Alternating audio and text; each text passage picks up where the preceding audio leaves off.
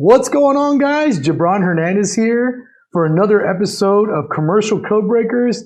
I'm back with Jonathan Chacon, and we're here today to talk about a really popular topic, something that has been in the market, something I get questions about on almost a daily basis. 2 or 3 people will come to me, and I'm not talking about just normal people out on the streets either. I'm talking about really successful real estate investors who have a commercial portfolio, they have multifamily, they have a warehouse, and still this topic continues to come back, and it keeps coming up in a conversation.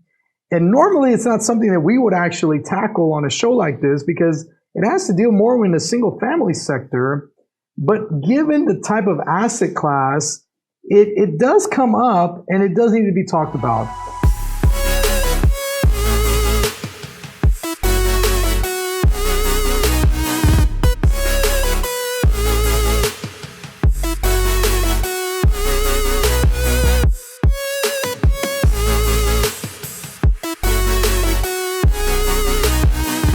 And if you have no clue what it is that I'm referring to, I'm talking about short-term rentals, or as people more commonly call them, Airbnbs, VRBOs, whatever it is that you want to call it.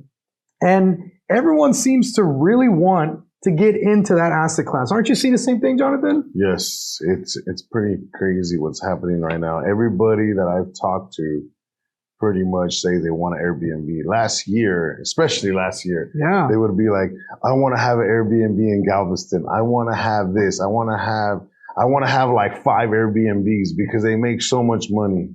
Yeah, because they make so much money. And let me tell everybody something, just let me put it, take the cat out of the bag type thing. I don't personally think Airbnbs make a lot of money, but I will say this.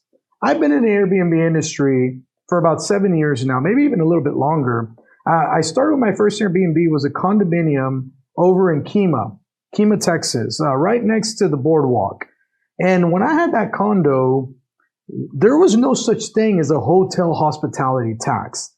That was non-existent at that time. And so the hotel hospitality tax takes up almost 20% of your gross income. We're not talking about... I really didn't know that. Yeah, there was no hotel hospitality tax at that time. So we were competing with hotels, but we weren't having to pay the same taxes as hotels were, which really made us significantly more profitable than a hotel. At that time, we were getting 100 a night, but we were keeping 95. Airbnb would only take 5%. Once you got the hotel hospitality tax, that same 100 became 75 because now you're losing another 20%. And losing that $20 over 20 nights is $400 that you were losing per month. Wow. That's a big chunk of income that got taken away overnight. And then on top of that, we had the big boom where Houston became the #1 most populated Airbnb city in America because we don't have a lot of restrictions here. There wasn't a lot to keep people from wanting to do Airbnb here. We're in a situation where you've got way too many Airbnbs in a place like Houston. You've got a hotel and hospitality tax now that's kicked in. And well, let's just be honest here. They're not making the amount of income that they used to make. Would you agree with that, Jonathan? Oh man, 100%. We will be getting into my P&L. I've brought in my P&L for a waterfront with a pool, and I'm going to bring up the other waterfront pool house that I have, and we're going to be dissecting the numbers and seeing the reality of Airbnb and how it's not as profitable as people really think.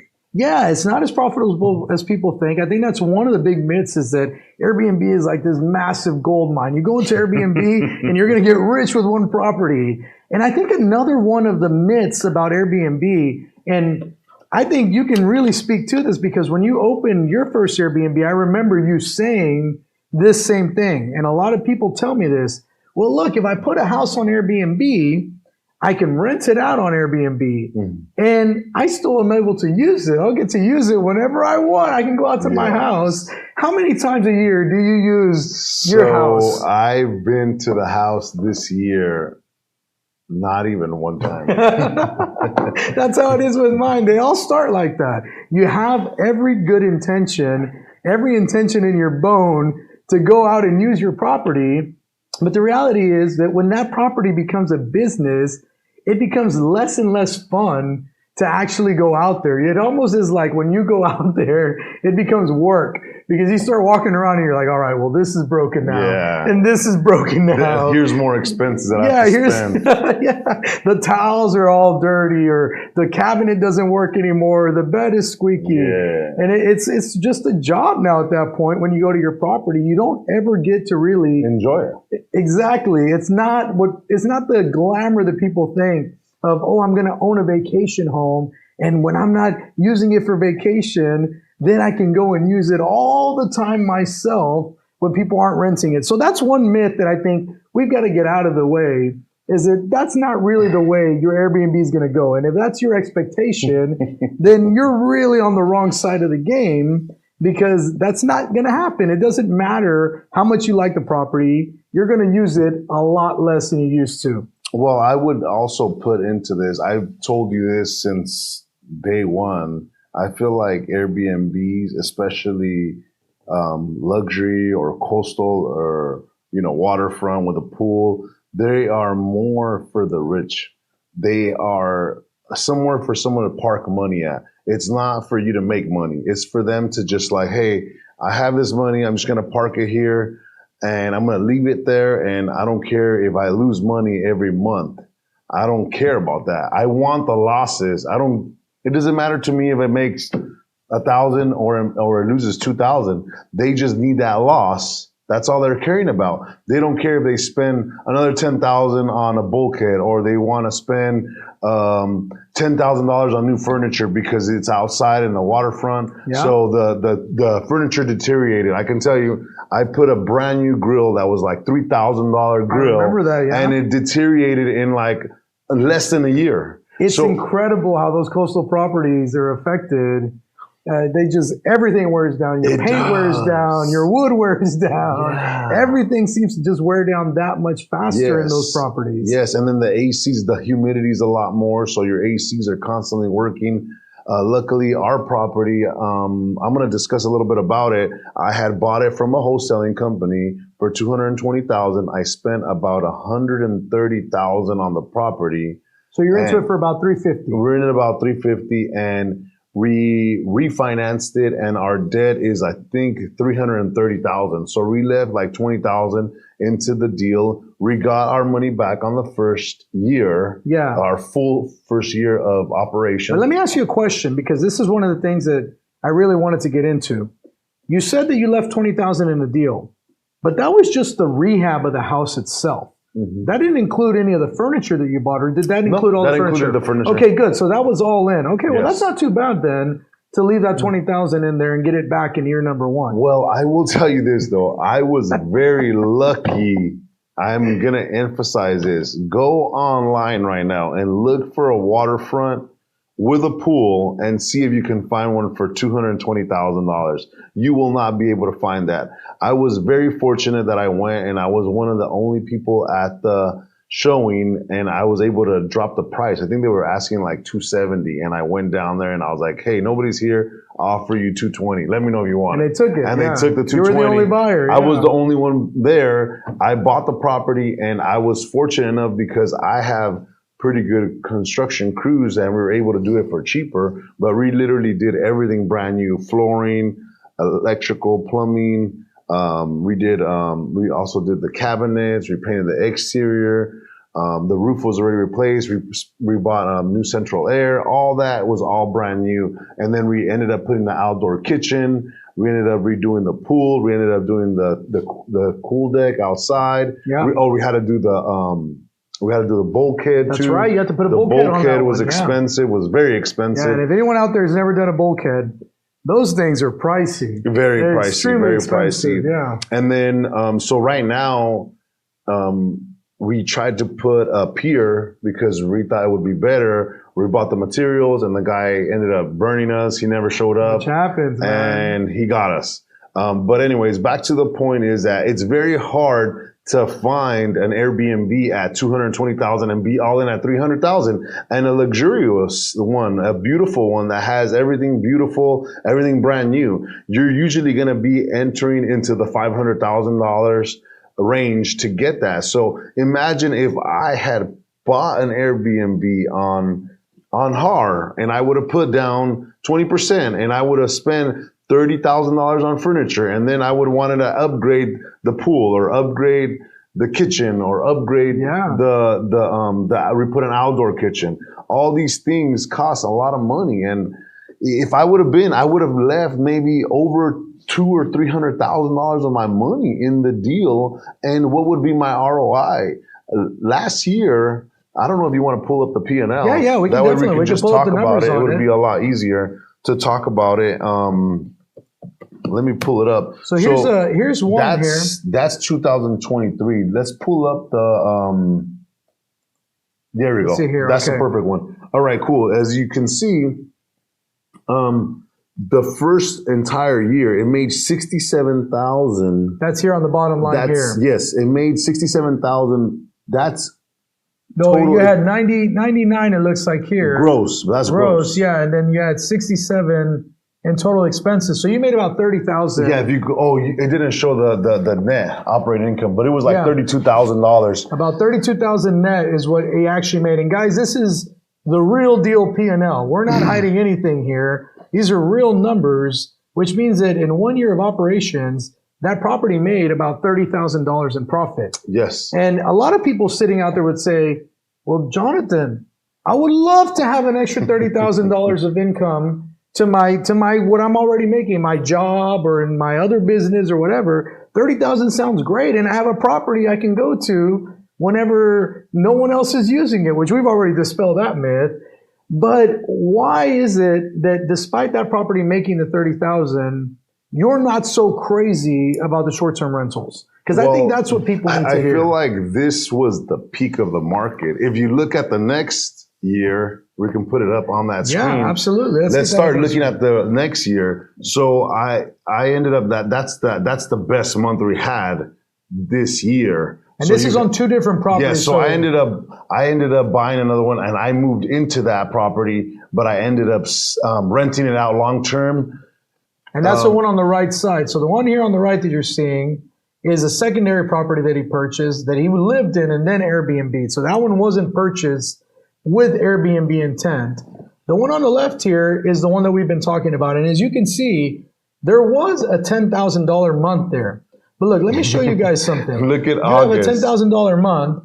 And then this is August? Yes. No, this is July right here. Oh, July. Okay. And so in July. It should be a popular month. It made $3,600. And somebody out there is going, "Oh, great, 3,600. That's a whole lot of money." Yes, but look at my PITI. Let's dissect this. Let's be real. Yeah. Okay, my PITI is $2,300. Yeah. So for someone who bought it at $500,000, that is not going to be $2,300. Yeah, you're right. That's going to be more like $4,000 to $5,000 a month. So this $3,000 is going to be negative. It's going to be maybe $1,000. Okay, so now go to August. Let's go to August. Pull up August real quick. Okay, August. Now, here's where it doesn't look quite so promising anymore, because in August, which you would think is a really great month, we have $1,000 loss on that same property. Yeah. And so when people look at that and they go, "Wait a minute, I thought August is the month where people are still on vacation. How in the world did this lose 1,000?" And that's considering what you just said. Your PITI is only 2,000. Had somebody paid full market value, their PITI would be 2,000 more. Yes. They would have taken a $3,000 loss. Yes. And the previous months, they would have barely made enough to cover that. 100%. And earlier you said something that I think is just completely crucial to this whole thing. This is a rich man's game. It is a very rich man's game. And I'm not, when I bought this Airbnb, I was not at that point where I can afford this. I was just blessed to buy it at the right cost basis. Today, I'm blessed to be able to do this and not worry about it. If you look back, can you put back the P&L? Yeah. Which one did you want to see? Put the August, put July July? For Burnett. Look at Burnett. Look at Burnett. Okay. That's the one here on the right. See, on the right. Okay, so let's talk about this property right here. This is something that maybe somebody can buy. If you look at it, the PITI is $2,700, right? Yeah. Okay, $2,700 a month. Let's talk about that. Why is it only $2,700 a month? I paid $360,000 for the property, and I renovated the property with my own money. I put down $50,000 down, and I spent about $100 and something thousand on the property. So we're talking about my full investment over $160,000 of my own money into this property. And what is the gain? $5,000. And that's on a good month. That's on the best month that you had. Okay, so now let's go to the following one. That's $700. But if you go, we couldn't actually put all the P&Ls on there. But if you want to request more information, I can show you the details. Just send me a text message and I'll send you the information. I'm open book on this kind of stuff. I don't mind sharing data. But like I said, if you are a person who's going to go and try to get into this, and just be cautious, be careful on how you proceed. This is a perfect example. Luckily, we got blessed, and this month we were able to lease out the house long term, the Burnett one, and we bought all this furniture for the house. And on top of me moving out of that house and moving back to the city, I spent like another $15,000 just furnishing the house. Now the new tenant is like, hey, I don't want any of that furniture. Yeah. So now I just spent $15,000 for nothing. Yeah. So I'm just trying to be realistic in the numbers and trying to be realistic that not all investing is all glamorous. So for a rich man, they don't care. They would have probably just left the house. And even if they're losing $1,000 a month, they want that loss. Well, and full disclosure to everyone so that they know this, you have a neighbor who bought it house for $800,000. Yes, we need to talk about this guy. Yeah, he bought the house right next door to yours for $830,000. Yeah, which is insane because then he still put money into it. Yes. Still had to furnish it. So yes. more than likely he's all in around $900,000. Yeah. And it sits empty almost all the time. I relived on the bay, and he would have 2-3 days here and there in the month. That guy is losing at least $5,000 to $6,000 every month because he has to keep it cool. He has to make sure that the AC is extremely expensive. Yeah. Keeping a house at even 78 degrees, you're talking about $400 to $500 a month to cool down a 3,300 square foot home. So, and then he has to maintain it. He has to maintain. He has to do landscaping work. And before someone stays in the house, if the house has been sitting there, it needs to be re-cleaned again. Yeah, because things get dusty. Yes, so when it's been 4 or 5 days in between, things get dusty. So we actually used that house for my birthday last year. Yeah. And we rented the house from him because we had family come in from out of town. And we went in and the bathroom was dusty. And we told him like, hey, brother, we paid what you wanted, which was like $400 or something a night. And we paid him. And we're like, hey, man, the house is dusty. It doesn't look good. And, it's really not his fault. He said, hey, I cleaned it, but, it still gets dusty. So like I said, if you're somebody that's an investor who has a lot of money sitting on the sidelines and wants to park money, then it's a good... This might work for you. Yes. Let's pull back the P&L from 2022. Okay, so if you own the real estate, you're still winning. You're still okay. Because I not just made $32,000. I also, if you look, show them the principal. The principal is right here. Yeah. It's $400 a month for principal pay down. Times 12 months Times a year. 12 months, which it goes up actually. Every month it's going up more. Yeah. So we're at year, our principal pay down right now is about $450 a month. So if you do $450, let's just say $430 to average it out, $430 times 12 is still $5,100. It's not a lot of money, but you're paying down an asset, and you also have to think about the appreciation that is coming with the asset.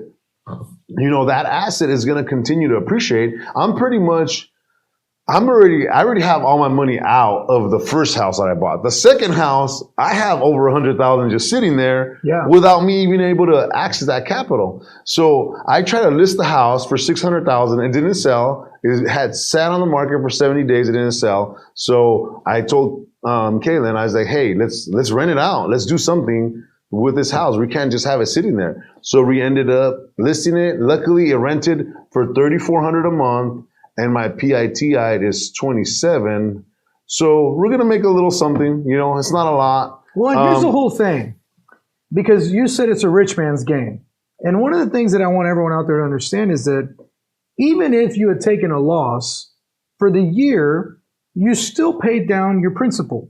It's still your house. So when you go to sell it 5 years down the road, 10 years down the road, that's just equity that you were paying yourself. You were just building up a little bit more equity. Yeah, you're paying interest on it, but you're also paying the appreciation. You're also getting the appreciation. You're also getting the appreciation. A lot of people don't get that. When you hear that internal rate of return, you have to think about every piece of return, not just your return on your cash flow. It's also the return of principal pay down and the appreciation of the property. Yeah, because your equity continues to grow. Yes, it's a waterfront. It's a one.